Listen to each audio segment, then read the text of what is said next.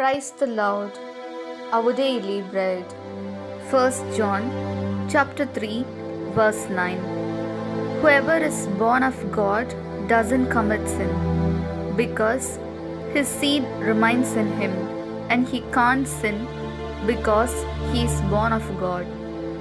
O Almighty God, thank you for giving this wonderful verse. May your presence showers on us. No one born of God commits sin, and this statement can shock and amaze us because we are not sinning. We, as God's people, are being addicted to sin once a minute due to the attraction of this mystical world and are losing our purity. Therefore, Lord, each one of us has been created in this world by your handiwork. We are not of this world, but of your heavenly world. So, bless us with such thinking to leave the nature of sin and live with the nature of God. We ask this in the name of Jesus Christ. Amen. அன்றாட உணவு 1 யோவான் அதிகாரம் 3 இறை வார்த்தை 9. கடவுளிடமிருந்து பிறந்தவர் எவரும் பாவம் செய்வதில்லை, ஏனெனில் கடவுளின் இயல்பு அவரிடம் இருக்கிறது. கடவுளிடமிருந்து பிறந்தவராயிருப்பதால் அவரால் பாவம் செய்ய இயலாது. அன்பின் தகப்பனே, இன்றைய நாளிலே இந்த இறை மன்னாவை கொடுத்ததற்காக நன்றி ஆண்டவரே. கடவுளிடமிருந்து பிறந்தவர் எவரும் பாவம் செய்வதில்லை.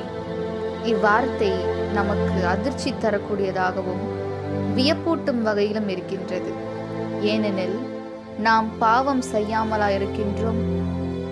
இம்மாய உலகின் கவர்ச்சியால் கடவுளின் மக்களாகிய நாம் நிமிடத்திற்கு ஒரு முறை பாவத்திற்கு அடிமையாகி நம் தூய்மையை இழந்து கொண்டிருக்கின்றோம். எனவே இறைவா, நாங்கள் ஒவ்வொருவரும் உமது கைவன்மையால் இவ்வுலகில் படைக்கப்பட்டிருக்கிறோம். நாங்கள் இவ்வுலகை சார்ந்தவர்கள் அல்ல, மாறாக உமது விண்ணுலகை சார்ந்தவர்கள். ஆக அத்தகைய சிந்தனையை கொண்டவர்களாக பாவத்திற்குரிய இயல்பை விட்டுவிட்டு கடவுளின் இயல்பை கொண்டவர்களாக வாழ எங்களை ஆசீர்வதியும். ஆமீன். அன்னன்னுள்ள போஜனம் 1 யோஹன்னான் 3 അധ്യായം 9 വാക്യം. ദൈവത്തിൽ നിന്ന് ജനിച്ച ഒരുവനും പാപം ചെയ്യുന്നില്ല, കാരണം ദൈവ ചൈതന്യം അവനിൽ വസിക്കുന്നു.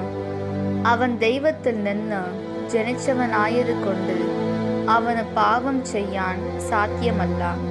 ദൈവമേ, ദൈവത്തിൽ നിന്ന് ജനിച്ചവർ പാപം ചെയ്യുന്നില്ല എന്ന് ഞങ്ങൾ അറിയുന്നു. പക്ഷേ ഞങ്ങൾ ഓരോ ദിവസവും ഒരുപാട് തെറ്റുകുറ്റങ്ങൾ ചെയ്ത് അങ്ങയെ വേദനിപ്പിക്കുന്നു. തെറ്റ് ചെയ്ത് ഞങ്ങളുടെ വിശുദ്ധിയെ കളയുന്നു. ഞങ്ങൾ ഈ ലോകത്തെ ചേർന്നവരല്ല, മറിച്ച് സ്വർഗത്തിൻ്റെ അവകാശികളാണ് എന്ന ബോധ്യത്തോടെ ജീവിക്കുവാൻ വേണ്ട കൃപാവരം നൽകണമേ. ആമീൻ.